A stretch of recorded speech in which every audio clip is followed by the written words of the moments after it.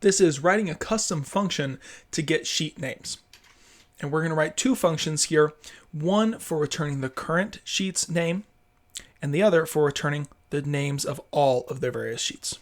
Okay, so basically what I want to do is be able to type here equals sheet name and have that output, in this case, sheet 1.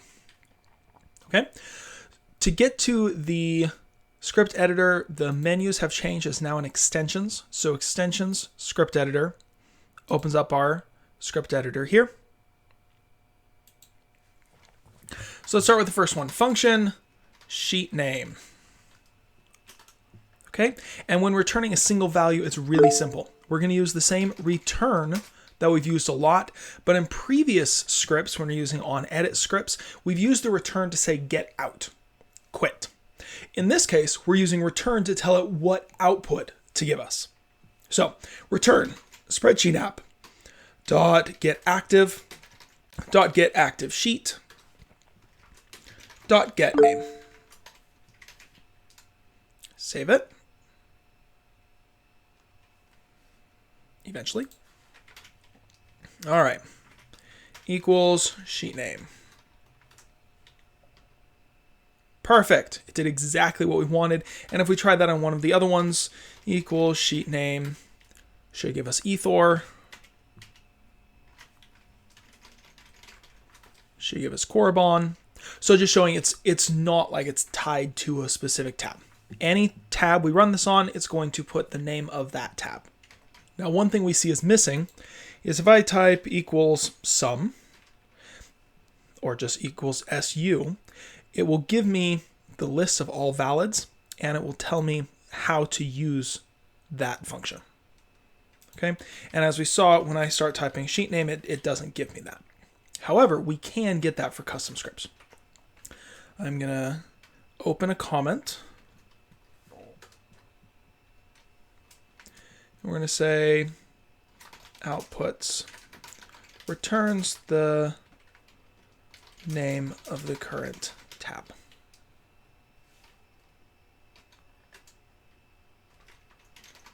Return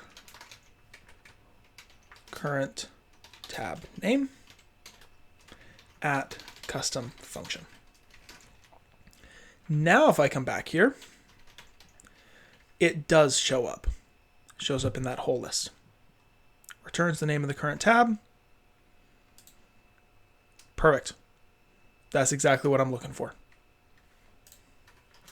So not only can we write custom functions, but we can actually make them behave more similar to normal functions where we see how we should interact with them. That can be especially useful if we wanted to write something that has an input. So let's do function, I don't know, double. Return input times 2. Okay, here we might want to say, start that. Multiplies the input value by 2. You can actually even include what the parameters are. So I can say that it takes a number. To multiply, return, input times 2 at custom function. Multiplies the input value by 2, and now it will tell me to do the input, just like any other normal function. Okay, so we can write custom functions. They work the same as any other function. There's a few exceptions. It's not allowed to call random and stuff like that, but we can write a lot of functions here, and they do some pretty great stuff. All right, so now I have the first function where we just wanted to return the current sheet name. Now I want to get all the sheet names. So sheet names. Here I can't do just a simple return. The simple return was fine because there was only a single value that it needed to return. It could get it and return it all at once. Here, I need to loop through all of the various sheets. So const sheets equals SpreadsheetApp.getActive.getSheets.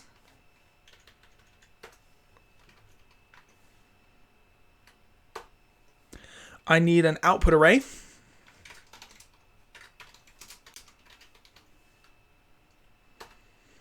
And then I want to loop through this. So for let I in sheets, out.push sheets I.getName. All right, so all it's doing here is looping through. Well, we got all of the sheets. We declared an output array. Then we loop through all of those sheets and push the name of that sheet into the out array. I have this array bracket here because we need to output it as a two-dimensional array. If we didn't do that, it would just break. It has to have that second array to output to a sheet because it always sees that as two-dimensional. Then return out. Now, sheet names, and I haven't written the tooltip for this one, but there it goes. It outputs all of them for me right here.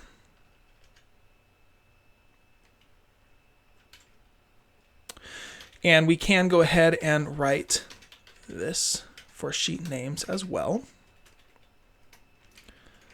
Names of all tabs in the spreadsheet.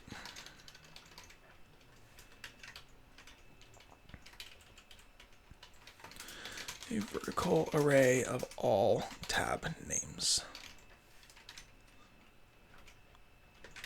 And now if we do that, sheet names, it appears there again. Returns the names of all tabs in the spreadsheet.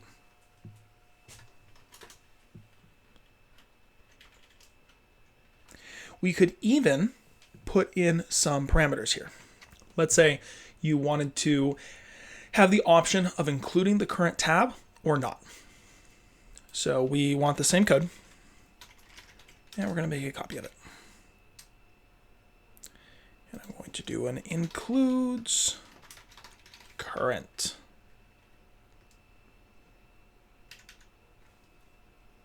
And what I want to do is be able to say true or false if it should return the current tab or not. Okay, so the way that's going to work, if includes current equals false, and I'm just going to make false the default. By default, return everything like this. And then we're going to have this option of not returning everything. So if includes current equals false, then, and I'm basically going to take this same code with a modification. If sheets I.getName equals, and here I want the current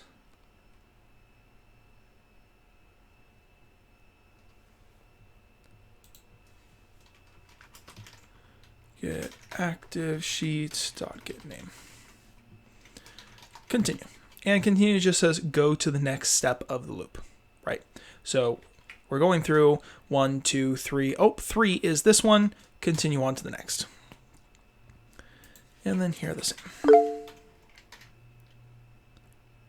Okay. Else, we can run our normal script.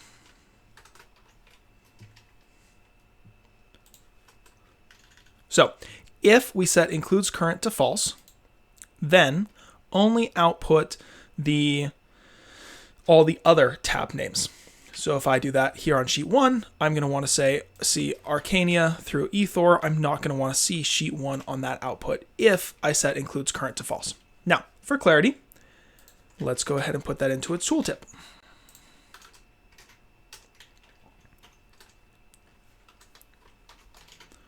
And that's where we can do this parameter. It's a boolean, true, false. Includes current to include the current tab in the output. True by default. Let's save that and go test it. Equals sheet names includes current. Okay, and here I'm going to say false. There we go. And then if I set that to true, it sets everything. And if we get rid of it, it spits out everything. So there's a little bit about custom functions. Return is the keyword that tells it what to actually give back to the sheet. We are able to set the tooltips and tell it what parameters to receive. And that should about cover it. Oh, if you're doing a single output, you can do that directly in the return statement. You don't need to call that somewhere else. We could have done let out equals all this, return out, but there's really no reason to at all. But then if we are putting out data from multiple areas, we do need to create the array. Make sure that the array is formatted properly, where we have the different subarrays within, and then return it out. And for getting the sheet names like we did here, it is pretty simple. We can just get the active sheets name if we just want the current, and if we want all of them, we just have to loop through them. And we can even tell it to include or not include the current tab.